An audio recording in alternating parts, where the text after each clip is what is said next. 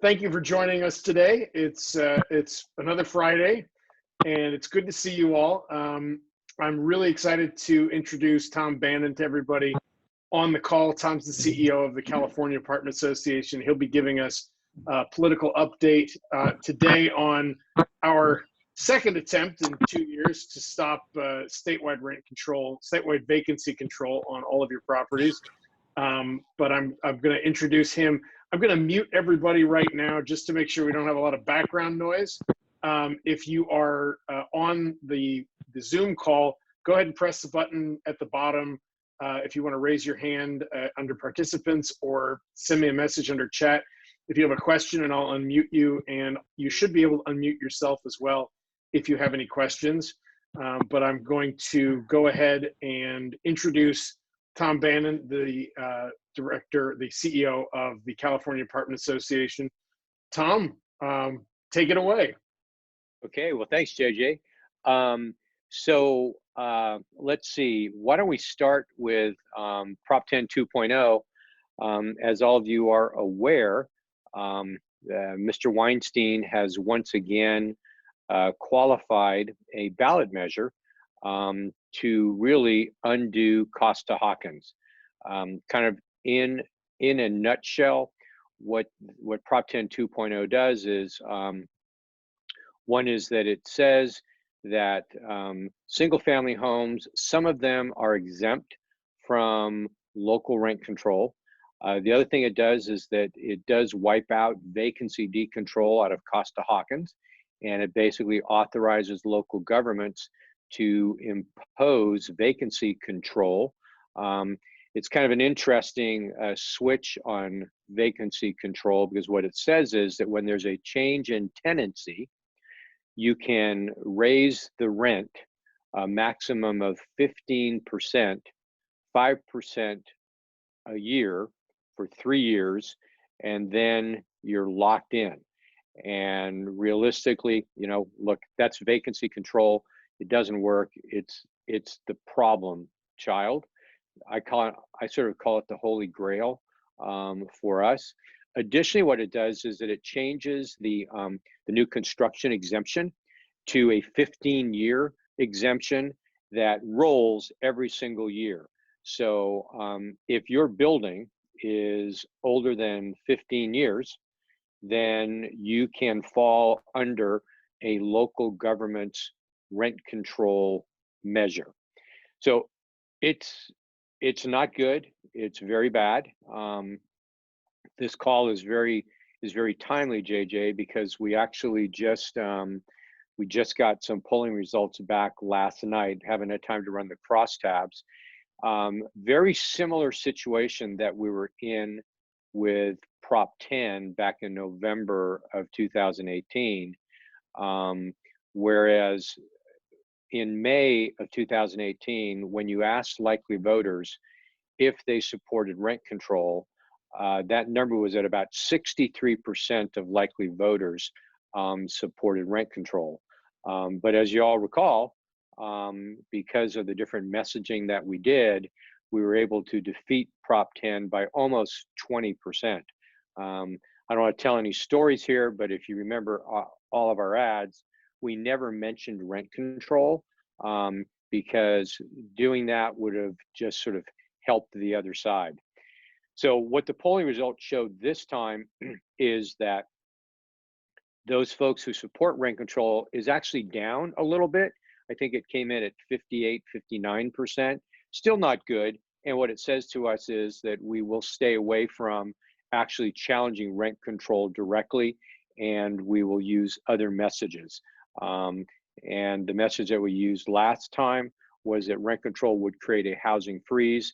We also were successful in getting what we call validators, those different interest groups that could tell our message, because candidly, the message coming from property owners or property management companies, with the exception of some very small owners who actually had occupations that were trusted. Some of you probably remember we had our best ad was by a Vietnam nurse. and she was a rental property owner, and that was a great ad. We also used, you know, firemen and policemen in different parts of the state, and also we had a wide variety of ethnic, mostly Hispanic, because we bought a lot of TV time on Telemundo and on some of the Spanish-speaking radio stations. So we are actually looking somewhat similar. I will be candid with all of you, is that because they've made a modification on the single-family home, the measure does a little bit better than it did when it first started out last year. It bumps up against 40% approval. And last time around, it was bumping up against 34, 35% approval, just on the title and summary. So, JJ, feeling optimistic that that we'll be able to beat this. We do have the exact same political team together that we had last time. We had Jim DeBoo, who was our campaign manager. We had SCN. We had the former media guy for the California Democratic Party.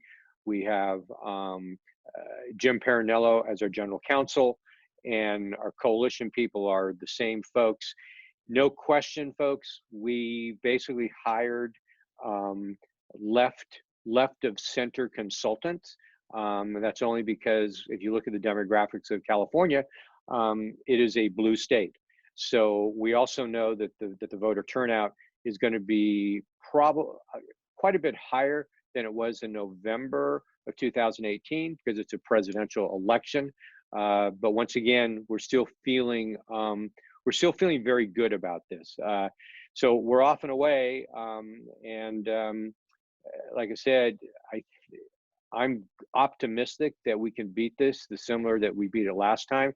Probably the major difference is that last time around we spent about $72 million, because it's going to be in the presidential election in November. This time around, we expect that, you know, TV and radio is going to be a little bit higher. So I think we're projecting a budget of about $82 million. To date, we just got commitments for about an additional about $2.5 million. So we will have in our bank account in the next week about $10 million, which also is a better place than we were the last time around. So that's kind of the quick update, JJ. If there's on Prop 10 2.0, if there's, you know, any questions I can answer that, or I should tell you guys just a couple things about legislative stuff.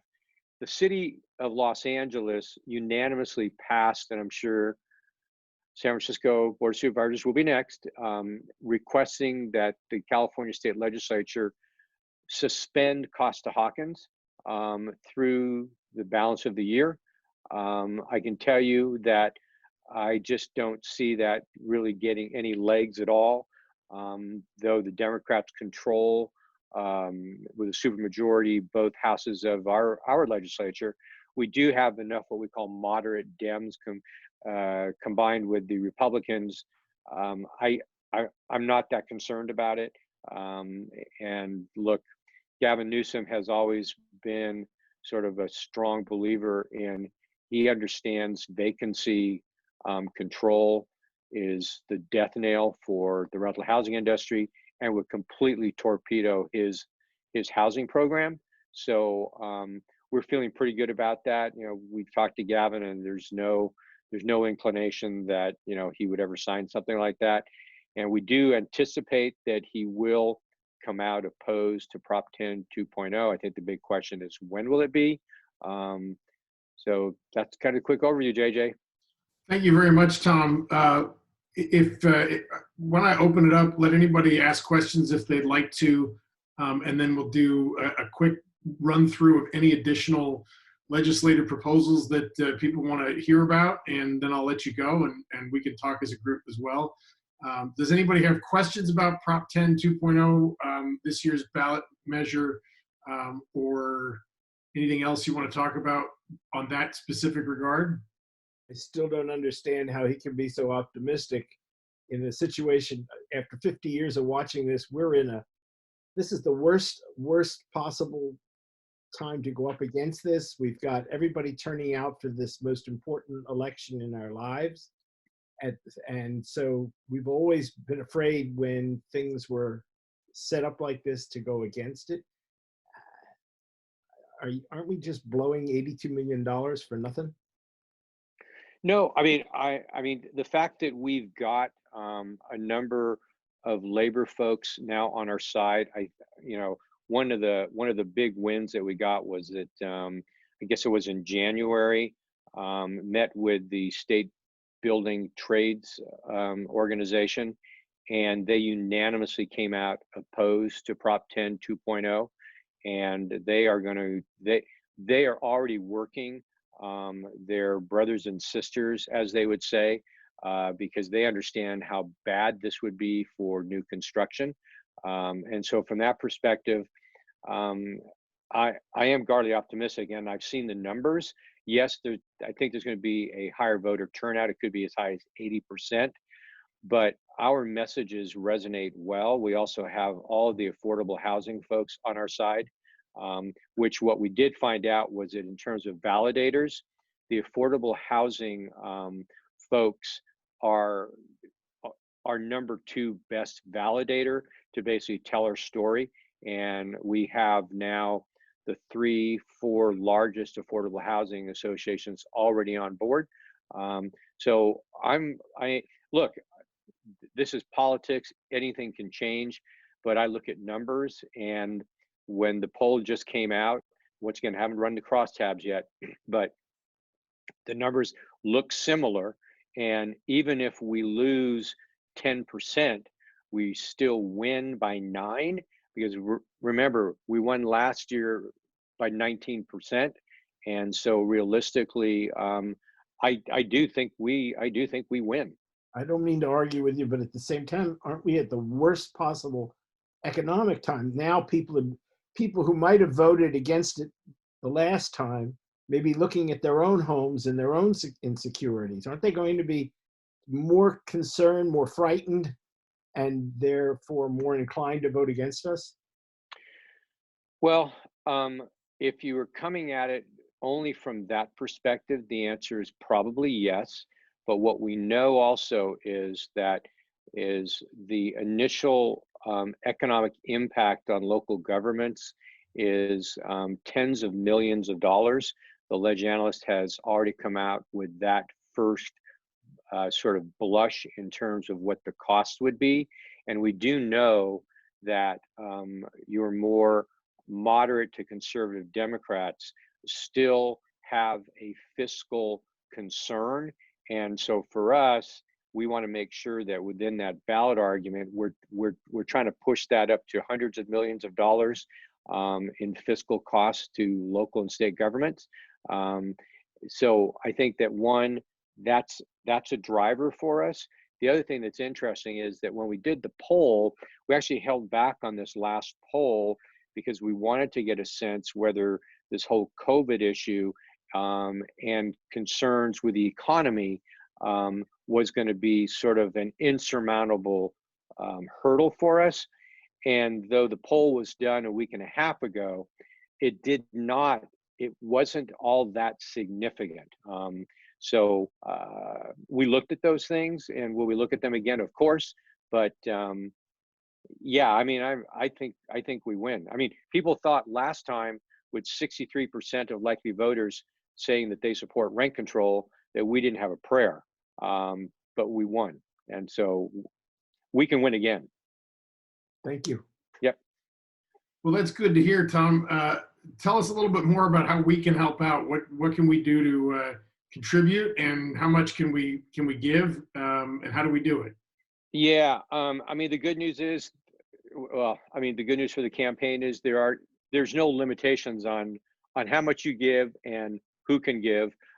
We are actually asking, that there be $100 a unit, sort of minimum is what we're looking for.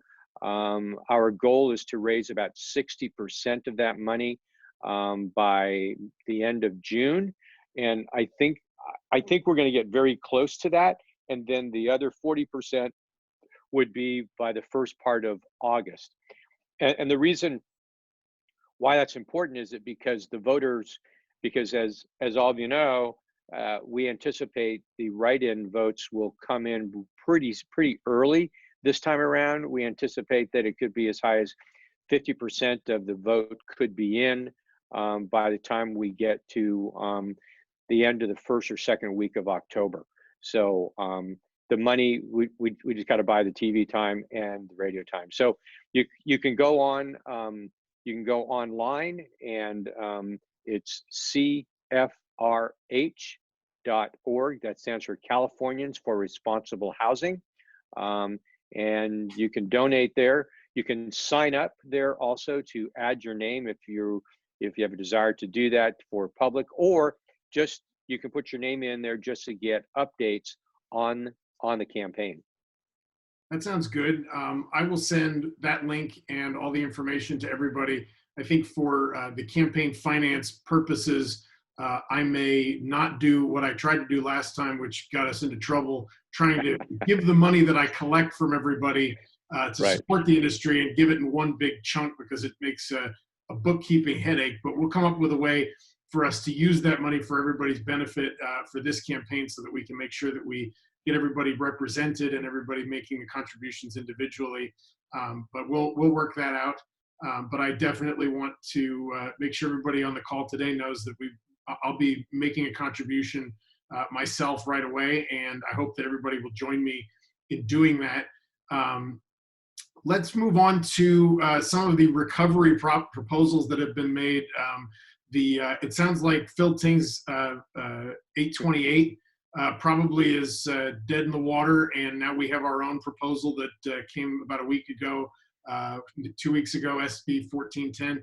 What's the status of those? Yeah, sure. The Ting bill, AB 828, actually was sort of a brand new. I think the industry, for the very first time since Prop 10 in November, at least statewide. Those of you in San Francisco have been dealing with this for a long period of time.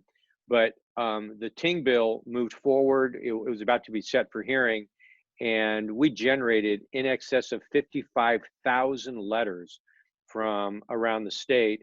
It was rather hilarious when Ting called us and said, okay, you guys need to turn this off, just stop. You know, you guys aren't being truthful. Of course, we were being totally truthful.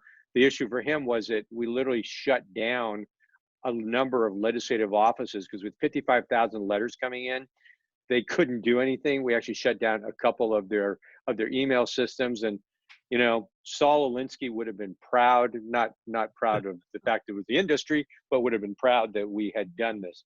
So I think, yeah, so the Ting bill is, I mean, it is on life support. It is not scheduled to be heard. It was pulled. It was originally scheduled to be heard. It got pulled back into the Senate Rules Committee because it's on the Senate side right now. So I think that bill, in its current form, it's not going anywhere. I mean, a number of senators said, "Okay, Tom, turn it off. We're not voting for this bill." So that was a really good thing. Secondarily, we did move forward on Senate Bill 1410 by Lorena Gonzalez, a progressive member of the legislature, and it is a rent voucher plan. And what the rent voucher plan does is, and by the way, it's all voluntary, is that the state of California would cover 80% of the rent that was due, and in exchange for that, if the owner opted to take that voucher, you would have to agree not to go after the remaining 20%, and you'd have to agree not to raise rent on that tenant until January of 2021. Candidly, we wanted this bill as a platform to sort of make certain that people don't forget the industry. My guess is that, you know, just between us, if we are at 40% or 50%, we'll probably be fortunate. only because, you know, the state just came out with a revised budget.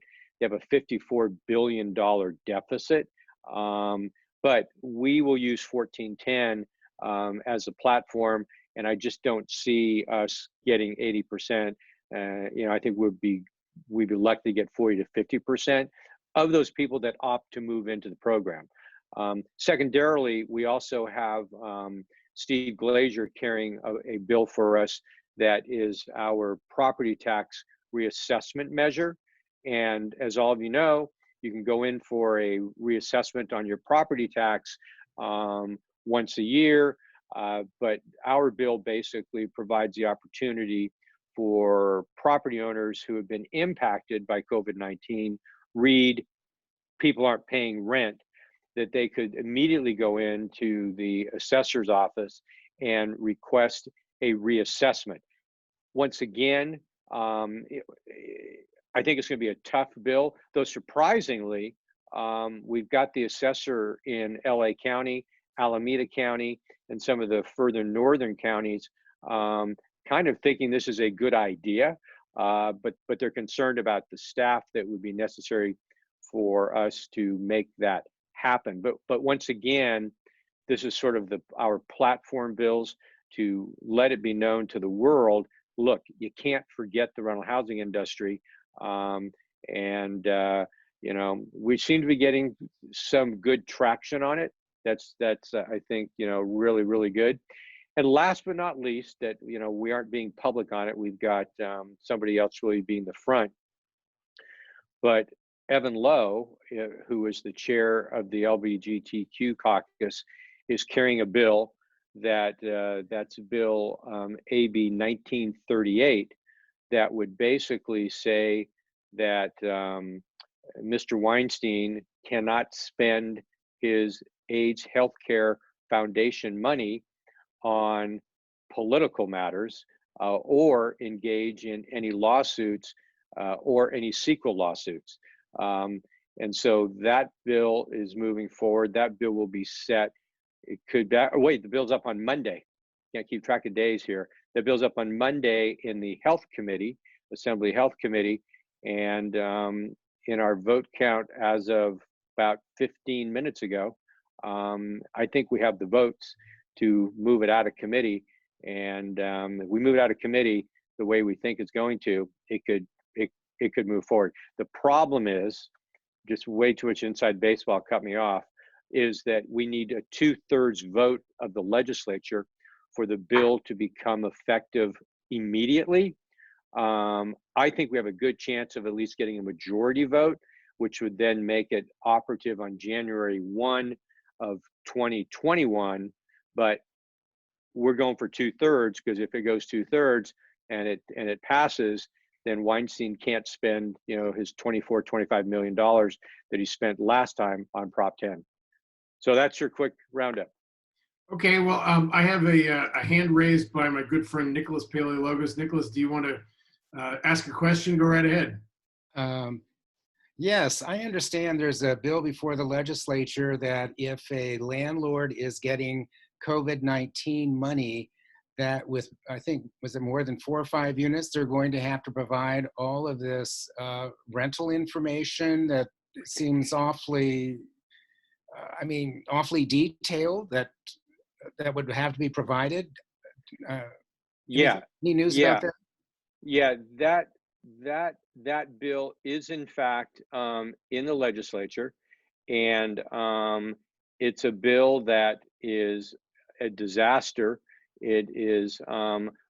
It would also require the rent registry, which, you know, we have opposed all the time. And yeah, but we think we can get that bill bottled up. And I just don't see the governor signing that. That is AB 2406 by Assemblywoman Buffy Wicks out of Oakland. It's a crazy bill, and so we're guarding optimistic we can stop it.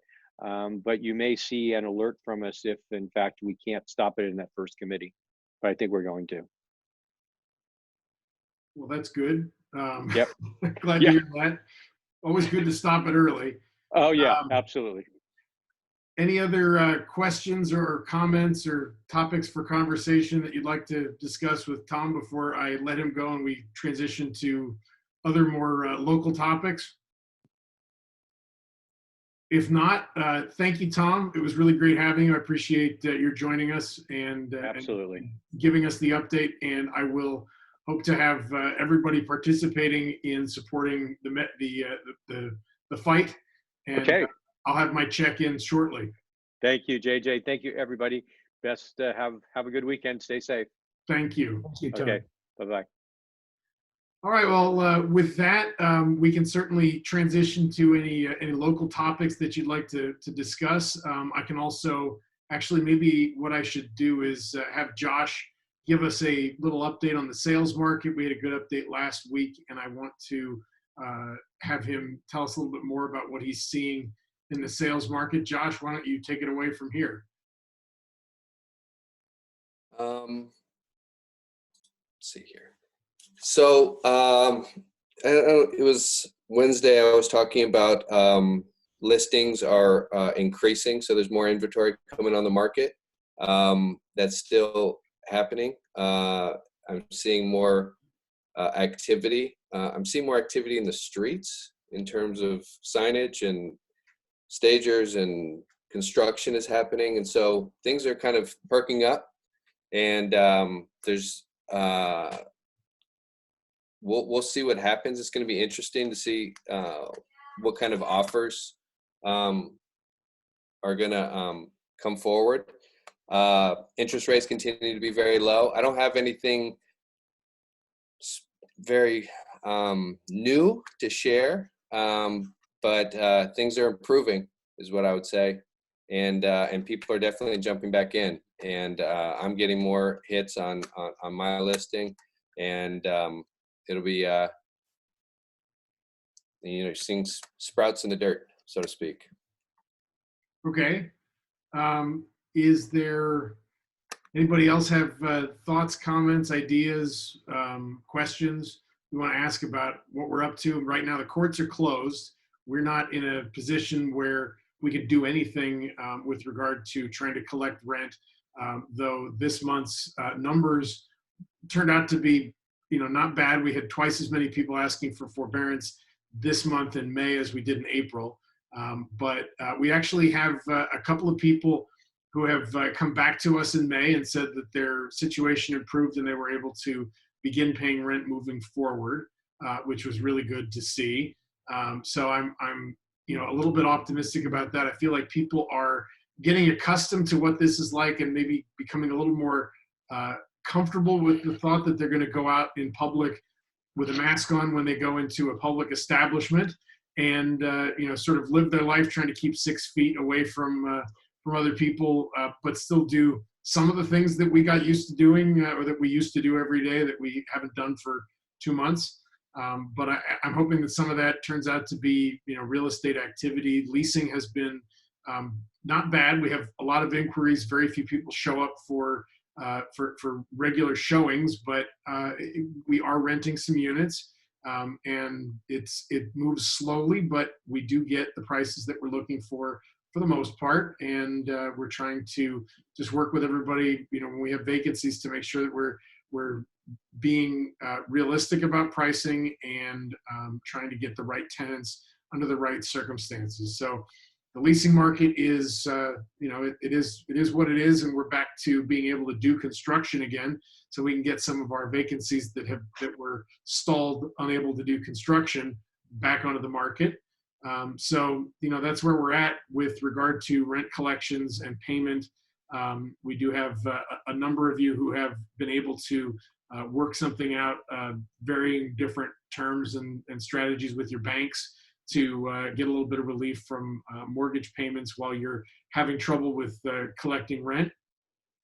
But other than that, we'll be looking to see how things go the next couple of weeks and into the first part of June, and figure out how many people still need help and where we're at. So if that's if nobody else has anything more they'd like to add to the discussion, I want JJ. joining us. Yes.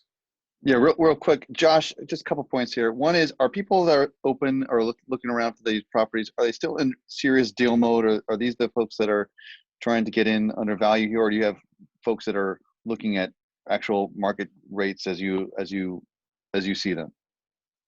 I think they're. I think the vultures have already. The true vultures have already passed, and I met a few of them, and so I think the people who are coming forward now are the people who just hit the big pause button in mid-March and are coming back out. There's still so much cash on the sidelines in the Bay Area and in San Francisco in particular. So I'm seeing real buyers come back out, and more serious investors, and more people with more long-term planning.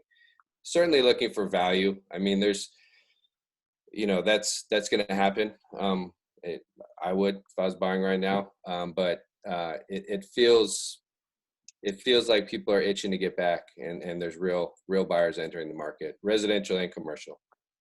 Great, thanks. And then the next question is, do you expect some kind of a glut of properties coming on the market based upon this pent-up demand here? And if so, do you think that's going to be affecting prices one way or the other? There will be I don't know if I call it a glut. I mean, there'll be significant inventory, but there's significant buyers behind those properties. So I think they'll be pretty well matched up. The people buying homes and buying investment real estate, their jobs tend to be more secure through this pandemic than the lower end, the entry, although the rental market is pretty stable too. So I think there's going to be a nice matching between buyers and inventory, and I think you're going to see more activity. I'm worried about the financial markets. I'm worried about lenders being able to fund, and the 3-year-old running in here. So I have some concerns about that, but I think there's going to be a nice match between buyers and inventory, actually. Great. And then what do you see as the final thing would be, what do you see as the issues tied to financing as they affect these actual deal flows? Are these going to be significantly extending these deals beyond the normal time allocation?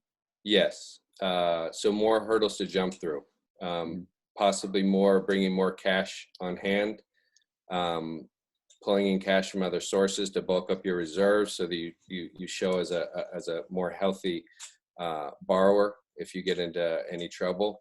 So more documentation, more red tape. But the healthy buyers should be able to get through all of those things.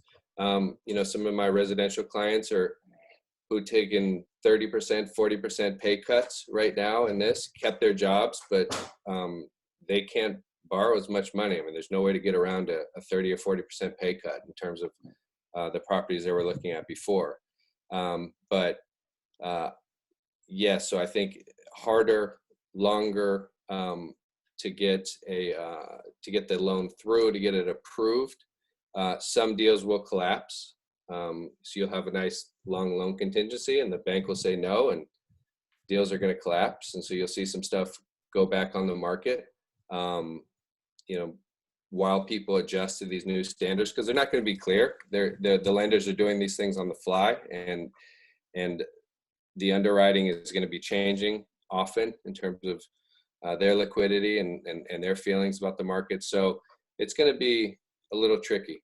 But I think the stronger borrowers are going to be they're going to be able to close deals in this environment.